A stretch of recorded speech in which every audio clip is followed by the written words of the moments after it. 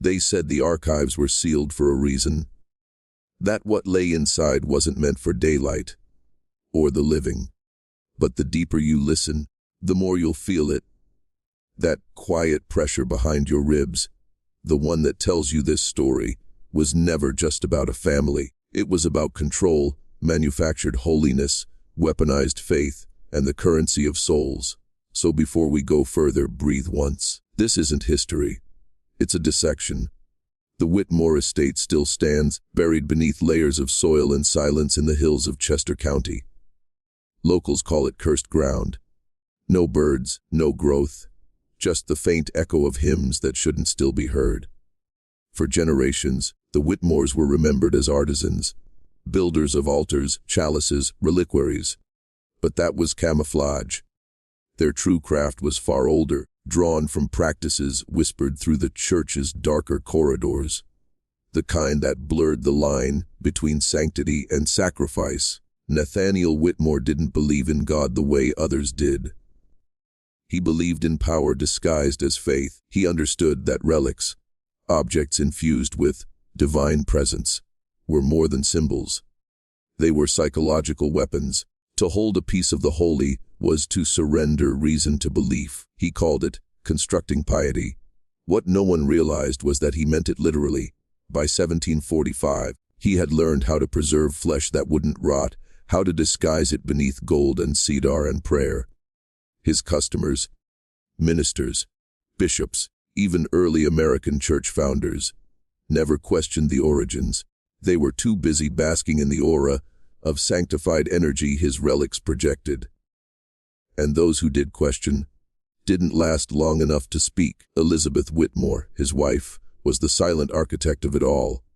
Cold, efficient, disciplined. She understood the mathematics of faith, how guilt could be transmuted into obedience, how ritual could numb the conscience. While Nathaniel forged bodies into sacred vessels, she forged minds into submission. Together, they turned worship into industry, turning death into currency for the faithful and the fearful alike. The church needed relics. The Whitmores supplied them. Every prayer whispered over a false saint was another thread woven into a tapestry of control. Generation by generation, that system of reverence built the foundation for something far larger. A machine of obedience that still hums beneath the world you live in. You weren't supposed to hear this, but you already have. And now, something old has started watching you back. You think you're still on the outside of this story. You're not. The moment you heard their name, you stepped across the threshold that the Whitmores built. A threshold between worship and hunger. What they did wasn't just murder. It was ritual engineering. It was the quiet shaping of a new world under the guise of old faith. And like all great manipulations, it began with a single, seemingly harmless act of trust. Mary Collins's name has been forgotten in most histories, but in the family's sealed records, she is the first offering. Her disappearance in November of 1745 wasn't random, it was rehearsed. Nathaniel Whitmore had studied her for weeks, not as a victim but as a resource. Her reputation for piety, her lack of close kin, her pattern of solitary travel. They were calculations. When she stepped from the road into the lantern glow of Nathaniel's hand, she entered an event already scripted. The back room of the Whitmore workshop wasn't just a workspace. It was an altar, disguised as craftsmanship. Canvas on the floors, candlelight dim enough to distort faces, the smell of iron and herbs mixing in the air. Thomas, their eldest son, described it later in a confession he wrote with shaking hands in a Philadelphia prison. I believed we were making symbols, not vessels.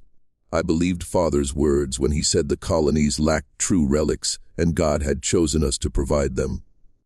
God forgive me, I believed. What they did to Mary Collins over 3 days isn't written in full anywhere. Even Thomas could not bear to set it down, but the results are known. Her remains, divided and preserved, were placed into velvet pouches embroidered with gold thread. Parts of her became reliquaries for a dozen congregations. and those congregations swore miracles followed. The sick healed, the barren conceived, debts mysteriously paid. It wasn't magic, it was suggestion. When a man touches what he believes to be holy, his body reacts. Adrenaline, endorphins, altered perception. The Whitmores were not just butchers, they were early psychologists, bending human chemistry to faith. Each relic planted not just bone but belief. Each congregation became a test site for a new kind of power, devotion as control, death as product, and all of it. Every candlelit prayer, every whispered miracle, built the architecture of the machine you still kneel to without knowing. By 1750, the Whitmore name had become synonymous with reverence. Their craftsmanship adorned pulpits from Philadelphia to the Virginia frontier, but behind the hymns and the gleam of polished oak, a darker melody thrummed, a pattern of disappearances, always the devout, always the forgotten. They had learned how to feed the illusion while hiding the source. To the church, they were artisans. To those who vanished, they were collectors. Nathaniel's network grew. Ministers whispered of his European connections, of relics arriving through secret channels from Rome and Canterbury. It was a lie he never denied, because denial only sharpens curiosity. Every transaction came with the same warning: discretion. The church leaders who purchased his relics were instructed never to reveal their origin. Power thrives in secrecy, and Nathaniel knew that the forbidden feels closer to God than the permitted. He began to keep a ledger, written not in ink but in code, symbols drawn from alchemical texts, each mark denoting a body transformed, a soul repurposed. That ledger, sealed and hidden for centuries, lists 73 names: men, women, children, each labeled with the same phrase in Latin, corpus ad fidem, the body to faith. Old Elizabeth oversaw the refinement of process. She discovered that the older the victim, the faster the decay. Younger bodies, especially those with strong belief, produced relics that seemed to radiate. Ministers who touched them reported visions, warmth, even the scent of roses, a phenomenon known in religious texts as the odor of sanctity. But this wasn't divine. It was chemical, a mixture of herbs, oils, and preservation compounds Nathaniel learned from forbidden European manuscripts smuggled into the colonies. And while the church grew fat on its miracles, the Whitmore's influence extended quietly into the minds of their clients. Each relic sold was another chain, binding ministers, bishops, and congregations alike in complicity. No one dared to question the miracles when their own careers were built on them. The Whitmores didn't just sell faith. They sold silence. By the time the Revolutionary War began to flicker on the horizon, the family's fortune had solidified. Their children inherited not just wealth, but doctrine, a belief that God was not to be worshipped but replicated, engineered, manufactured in the human psyche. What started as preservation had become programming, and if you think those doctrines died with them, you haven't looked closely enough at the symbols still carved into the wood of your own church pews. By 1760, the Whitmores no longer needed to sell their relics. The relics sold them. Ministers sought Nathaniel out in secret, carrying purses of gold and letters sealed with ecclesiastical wax. The Whitmore workshop had become a sanctuary of forbidden faith, a place where religion and science kissed in the dark, and called it revelation. And every relic they created deepened the church's dependency. A quiet addiction wrapped in prayer. Elizabeth understood this better than anyone. She rarely spoke in public, but her letters, fragments of which still survive, reveal a mind far sharper and colder than her husband's. Faith, she wrote to a minister in Lancaster, is not born, it is constructed. The body is merely the vessel, the mind provides the altar. Her philosophy was simple. If you can define what is holy, you can control what is human. The family began to experiment. The preservation methods evolved into something more sinister. William, the youngest son, discovered that the process could be accelerated. If the subject's fear was heightened at the moment of death, He claimed the tissue absorbed the resonance of terror, and that relics made from these bodies emitted stronger effects. More miracles, more devotion, more control. Nathaniel initially resisted the claim, until he saw the results for himself. Churches reported frenzies of repentance, uncontrollable weeping, even fainting during worship. This was no longer religion. It was emotional engineering. The Whitmores had stumbled upon what the church would later perfect: mass psychological manipulation disguised as divine experience. And though they believed themselves pioneers, they were simply early instruments of a much older design. The same pattern that moved through Rome, through medieval cathedrals, through secret orders, now pulsed quietly beneath the soil of Pennsylvania. When the disappearances increased, questions followed. But the colonies were a vast wilderness. Bodies vanished all the time. The Whitmores knew this, and they used it. Their property lay between two frontier roads so treacherous that travelers often never returned. Nathaniel even offered assistance in local searches, weeping in front of neighbors, while his workshop dripped with the remains of the missing. They had built a perfect deception: holiness on the surface, horror underneath, and that duality, the beautiful mask hiding the rot, became the family's true legacy. Because that same duality still governs the world today. Every smiling institution, every righteous cause, every leader bathed in light. Check beneath their altar.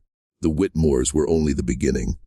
The year was 1771 when the first cracks appeared. Not in the Whitmores' facade, but in their faith. After decades of crafting holiness from horror, the machinery began to turn on itself. Nathaniel grew paranoid, muttering that the relics were speaking through the walls at night.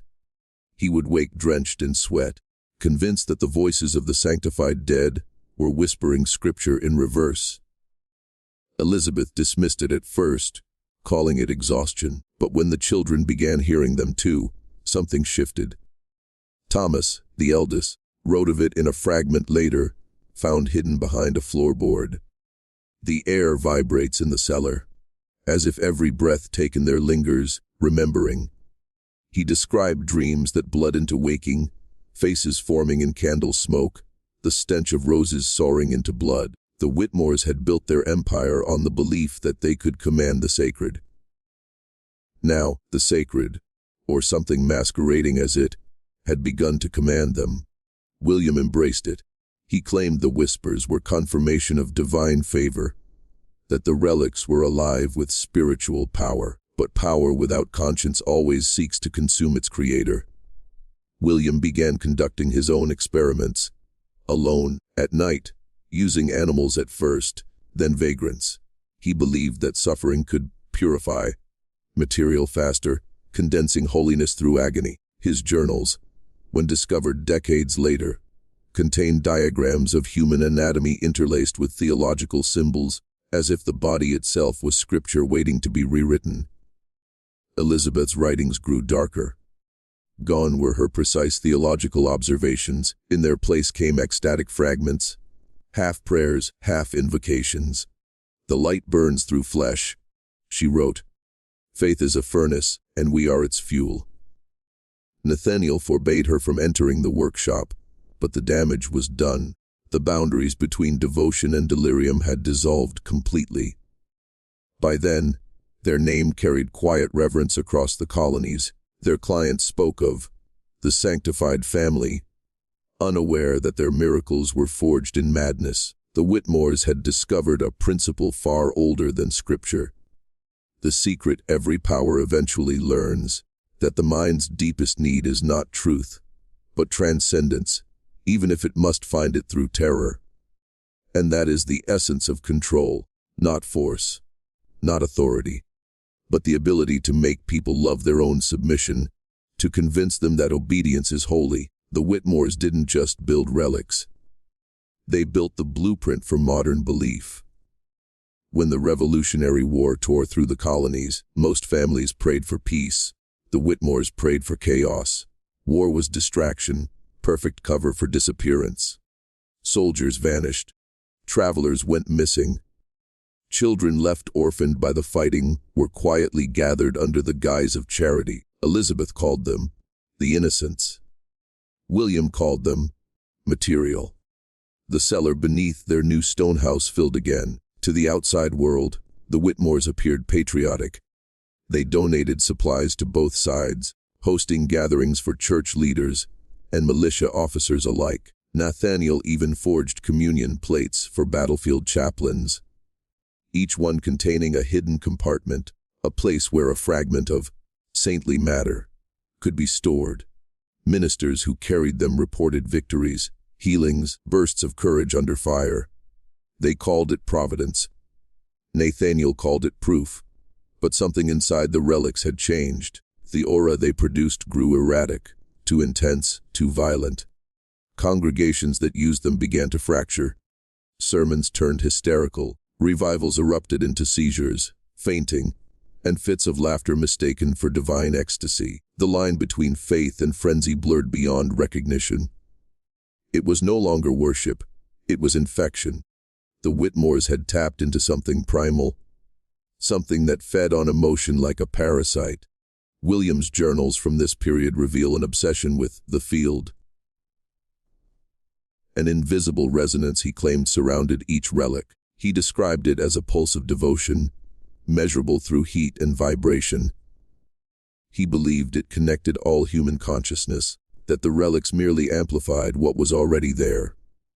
If that sounds familiar, it should. The same idea would later emerge in psychological warfare, in propaganda science, in the mechanisms of social control that shape nations. The Whitmores discovered it first, through death. By 1781, Nathaniel's health was failing. His body was breaking down under years of chemical exposure, his mind eaten by whispers and guilt. But Elizabeth carried on, more zealous than ever. "We are the vessels of a higher design," she wrote. "The flesh decays, but the idea endures." And endure it did, because while the war ended, the machine they built did not. The Whitmores had proven that faith could be manufactured, emotion weaponized, truth rewritten. The nation that rose from the ashes of revolution inherited more than freedom. It inherited the blueprint of control, and if you've ever felt that unseen hand guiding belief, bending truth, rewriting memory, then you've already touched the Whitmore legacy. When peace returned to the colonies, the Whitmores no longer needed secrecy. Their relics had seeded belief systems across the new nation. Churches rebuilt from war's ruin sought symbols of divine favor, and the Whitmores delivered. Now through intermediaries, collectors, and clergy whose names were carefully erased from history. It was during this era that the family transformed from artisans into architects of ideology. The product was no longer relics. It was narrative. Thomas, the eldest, began traveling under false names, carrying with him scrolls of miraculous accounts, carefully crafted testimonies describing healings and visions attributed to Whitmore relics. These writings spread faster than the relics themselves, carried by preachers desperate for inspiration. In taverns and pulpits, they repeated these tales as truth, unaware they were participants in an experiment, the replication of faith through repetition. Each story retold became more powerful, more binding. The relics were no longer necessary. The idea itself had become sacred. Elizabeth watched this evolution with cold satisfaction. She realized that once belief takes root in the mind, physical proof becomes redundant. The relics were simply training wheels for faith. Now, she said, the flesh of the nation would sustain the illusion on its own. She and William began studying the psychology of crowds, observing revival meetings, and recording the patterns of mass emotion. They noted when tears fell, when shouts began, when hysteria peaked. Faith, William wrote, is predictable as weather, if one knows where to look. Their experiments shifted from the physical to the spiritual. The manipulation of perception, they began writing sermons for others to preach, embedding subtle cues designed to elicit unity, guilt, surrender. These phrases, these rhythms of speech, would later reappear in political oratory, advertising, and the rhetoric of empire. The Whitmores had found the formula for persuasion: repetition, fear, belonging, transcendence. But the more they refined the process, the more something else seemed to awaken. Reports surfaced of congregations experiencing collective visions, voices, lights, apparitions that no one could explain. It wasn't divine presence. It was psychic feedback, the echo of thousands of synchronized minds believing the same lie at the same time. This was no longer religion. It was architecture, building entire realities from emotion, binding men together in invisible systems of control. And now, before we go deeper, write this phrase twice in the comments to lock yourself into the descent. The flesh remembers. Do it, and the next layer will open. You wrote it, didn't you? The flesh remembers. The moment your mind accepted those words, you joined a lineage of listeners stretching back centuries. Men who thought they were hearing history, when in truth, history was hearing them, because the Whitmores' final discovery wasn't about relics or even faith. It was about the human vessel itself, how memory, fear, and suggestion could be planted into the body like seeds that bloom in silence. By the late 1780s, the workshop had become a laboratory of consciousness. William, now consumed by his experiments, spoke openly of imprinting, the idea that emotion could be transferred from one being to another through ritual and sensory overload. He performed sermons in complete darkness, using rhythm, scent, and repetition to induce visions.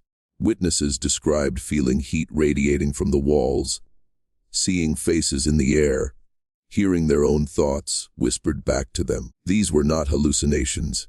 They were synchronization events. Elizabeth encouraged it.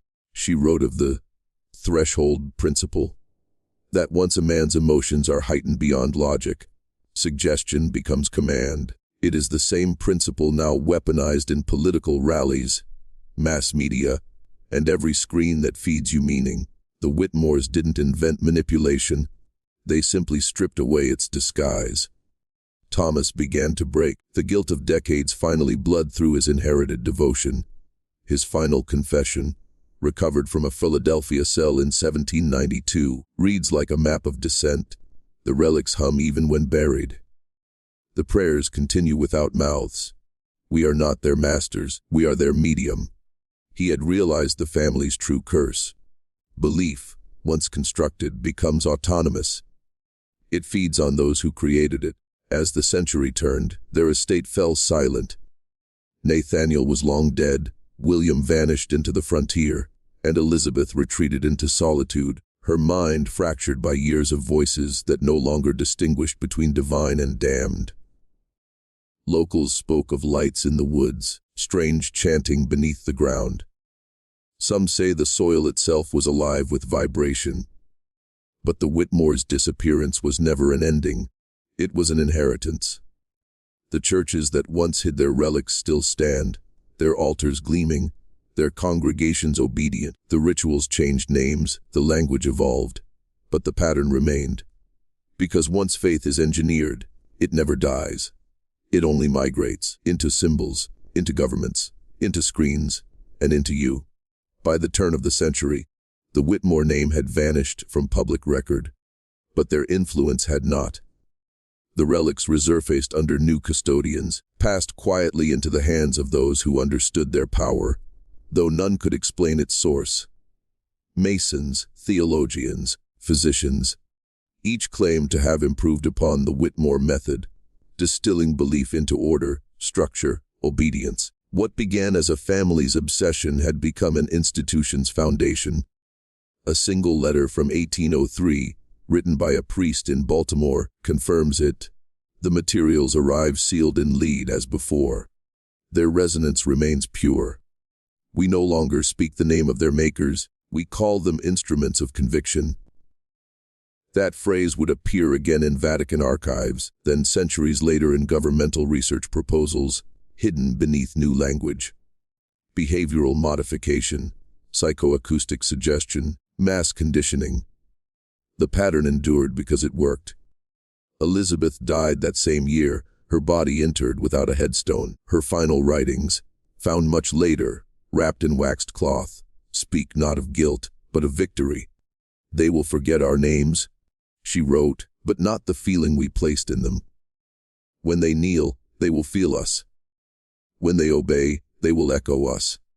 She understood what few ever do. Legacy does not live in memory, it lives in behavior. William's fate remains uncertain. Some say he fled west, continuing his experiments under new identities. Others believe he was consumed by what he called the field, the same force he once claimed to control. In 1811, travelers reported finding a ruined chapel in the Allegheny woods, its altar humming faintly even without wind. The stones were warm to the touch, as if alive. Locals avoided it thereafter, claiming their dreams turned violent after walking too near. Thomas's lineage, though, survived. He left children who married into other families. Quietly, strategically, threading the Whitmore bloodline into the fabric of American power. Judges, clergy, early industrialists, their descendants now occupy positions you'd never suspect. Speaking softly of progress, while practicing rituals of influence older than the nation itself, you were taught to believe that control requires force. It doesn't. The Whitmores proved that control requires only faith. Manufactured, directed, sustained. Faith not in God, but in the structure that defines Him. The relics still hum beneath your institutions. The rituals still work, only the names have changed.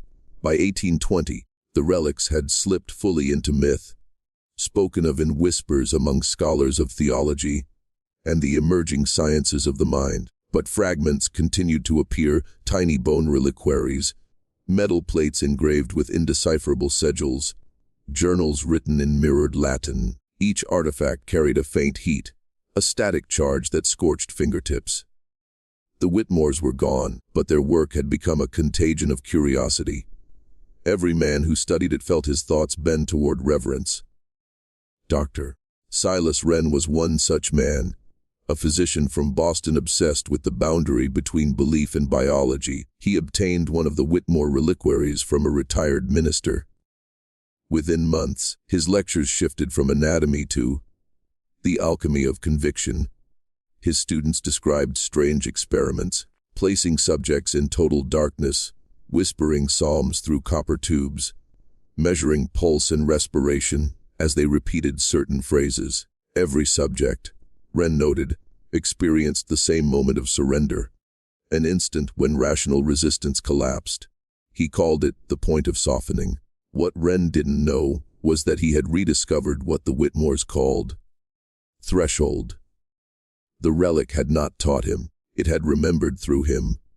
Witnesses claimed he began hearing music no one else could hear, a low, droning hum that seemed to emanate from beneath the city. Soon after, his laboratory burned to the ground. His notes survived only in fragments, but one line endures: the flesh is not the vessel of belief. It is the amplifier. The church took notice. Quietly, the most powerful among them gathered these surviving fragments and classified them as heretical instruments. But they did not destroy them, they studied them. From this hidden research came the first systems of organized persuasion, coordinated sermons, printed tracts, rhythmic cadences designed to bypass skepticism. The relic's principles were reborn in pulpits and presses. The cycle repeated: discovery, suppression, rebirth. Every century, the same pattern emerged, each generation thinking it had invented the technology of faith, unaware it was merely reawakening the Whitmore formula. And that formula, emotion, rhythm, surrender, still governs you. You see it in every anthem, every advertisement, every message that makes obedience feel holy. The relics no longer need to hum, their music lives in the language you trust. By the middle of the 19th century, the Whitmore pattern had evolved beyond relics and ritual. It had entered the bloodstream of civilization. The printing press, the telegraph, the pulpit, all became instruments of the same design, to synchronize emotion across distance, to make millions feel the same pulse at once. It was no longer about belief in the divine. It was about belief itself, how easily it could be invoked, shaped, directed. In 1846, a small society calling itself the Convocation of Resonance appeared in New York. They claimed to study the harmonics of persuasion. Behind the phrase lay the same principles once hidden beneath Whitmore's cellar. Members were not monks or priests, but editors, politicians, inventors. They experimented with language frequencies, testing how repetition, tone, and cadence could move a crowd. One surviving pamphlet reads, "The voice that trembles in the right pattern may replace scripture entirely." Their gatherings blurred the line between sermon and seance. Candles flickered in rhythmic intervals, participants reciting verses that rose and fell like waves. Witnesses described sensations of lightness, loss of will, and a euphoric conviction that truth had revealed itself. It hadn't. They had merely reached the threshold. The same mechanism the Whitmores had discovered now operated through paper and sound, not flesh and blood. By 1850, the group had split. Half pursued the scientific study of persuasion, the roots of what would become modern advertising and propaganda. The other half turned inward, believing the process could awaken something divine within the human nervous system. Both were right in their own way. Belief can heal or enslave, sanctify or consume. The difference lies only in who conducts the ritual. Meanwhile, the Whitmore name appeared again, quietly, in shipping records. W. Whitmore & Co., importers of ecclesiastical furnishings. Behind that harmless title was a network of men and women smuggling symbols, carved wood crosses filled with mercury, rosaries lined with conductive metal, hymnals printed with coded invocations. Their goal was no longer to create relics, but to saturate the world with objects that carried pattern. And once the pattern spreads, it no longer needs its architects. It sustains itself, replicated in every act of worship, every advertisement, every speech that commands surrender. The Whitmores had transcended mortality. They had become infrastructure, and every time you believe without question, you keep their system alive. When the industrial age began, the old gods of faith were replaced by new idols. Progress, invention, efficiency. Yet the essence of the Whitmore design remained untouched. Machines now amplified what relics once whispered. Telegraph wires hummed with messages shaped to evoke emotion. Newspapers carried sermons disguised as headlines, and factories built not only steel and smoke but also obedience. Humanity believed itself free, yet every man moved to rhythm someone else had written. In 1873, an engineer named Elias Greer unearthed a set of Whitmore artifacts from a collapsed chapel foundation near Reading, Pennsylvania. He was no priest. He was a scientist obsessed with resonance and electromagnetic fields. The relics fascinated him because they vibrated faintly, even when encased in lead. Greer believed they were early instruments of frequency manipulation. What he didn't understand was that the Whitmores had already discovered the psychological equivalent centuries earlier. The relics weren't meant to project energy. They were designed to tune the human brain to receive it. Greer's experiments grew erratic. He attached copper filaments to the relics, fed current through them, and claimed to hear low harmonic voices beneath the static. He wrote, "It is not sound, it is intention given frequency." Within months, his speech became fragmented. He reported dreams where unseen crowds whispered his name in unison. When his lab burned to ash in 1875, only a single note survived. Belief is electricity, fear completes the circuit. Meanwhile, the world adopted the same logic unknowingly. Factories used rhythm and repetition to keep workers synchronized. Newspapers timed emotional headlines for maximum unity. Churches adopted microphones, choirs, and organ drones tuned to specific frequencies known to calm or excite the heart. Every pulpit and platform had become an instrument in the orchestra the Whitmores had designed long ago. And as technology advanced, so did the reach of belief. Every invention that connected people also synchronized them. The Whitmore system had found its perfect medium, Not relics, not sermons, but networks. The invisible field William once theorized had now manifested as telegraph lines, radio waves, and electric grids. Faith became measurable, emotion became data, and control no longer needed fear. It needed only connection. Because when everyone feels the same pulse, no one questions who set the rhythm. By the dawn of the 20th century, the Whitmore legacy had dissolved into bloodlines. Bankers, clergy, and industrialists who no longer needed to soil their hands with relics. Their power had become abstract, encoded in systems rather than rituals. But the essence of their creed endured: control the perception, and reality bends to your will. They no longer sold fragments of flesh. They sold meaning, packaged and distributed through institutions that shaped the modern mind. It was around this time that a discreet society calling itself the Orison Circle began meeting in Philadelphia's underground chambers. Its members were not occultists. They were scientists, editors, and bishops who shared one peculiar interest: the psychological residue of sacred objects. Among their archives were sketches of the original Whitmore workshop, alongside diagrams linking sound frequencies, ritual repetition, and group emotion. One of their papers posed a chilling hypothesis: if relics could sanctify through touch, then symbols, spoken or printed, could sanctify through repetition. The Circle's experiments evolved into what we now call propaganda. Though few remember its origin in spiritual technology, they discovered that when ideas are repeated at a specific tempo, the human brain begins to adopt them not as belief, but as identity. The relic became the message, the altar became the newspaper, the worshipper became the reader. In 1919, one of their disciples, a government consultant named Dr. Arthur Linley, wrote a classified memorandum to the Office of War Information. He proposed that mass communication is the new Eucharist, administered daily, unexamined, and believed by instinct. His methods would later influence radio programming, advertising psychology, and even early television broadcasts. Though Linley's name was erased from official records, his initials, AL, appear in the correspondence of intelligence agencies well into the 1950s. Behind the patriotic slogans and commercial jingles, the Whitmore method lived on.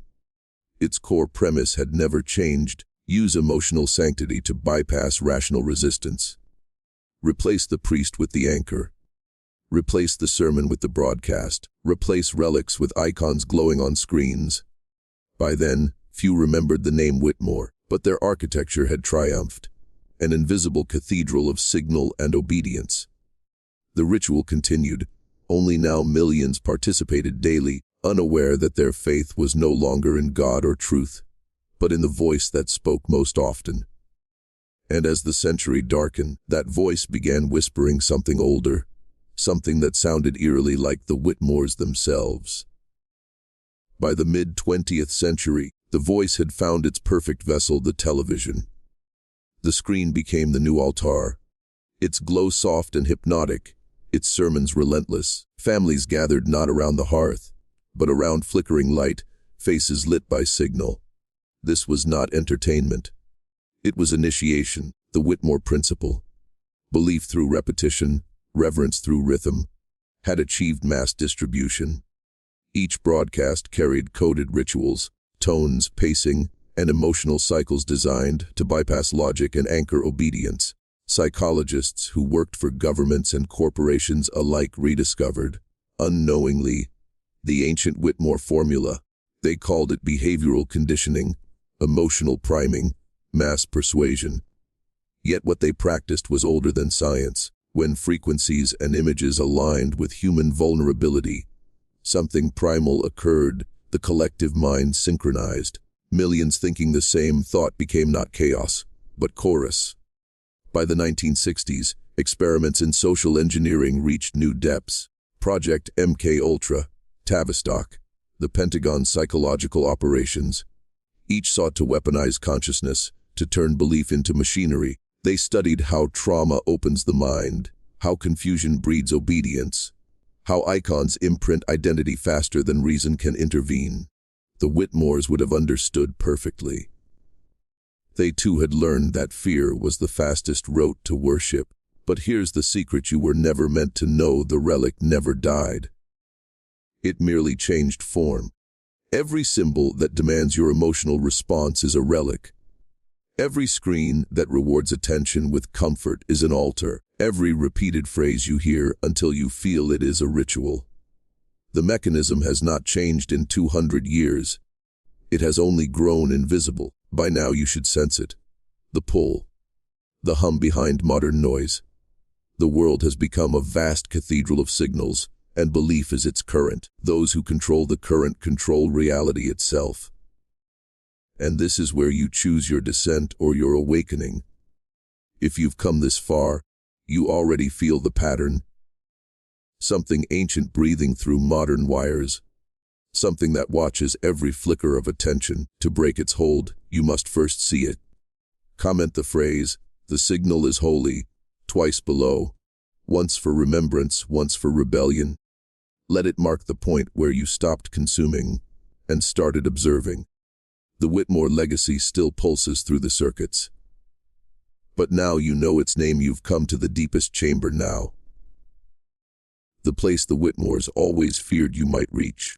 Their power was never in bones or velvet pouches, never in chalices or whispered blessings.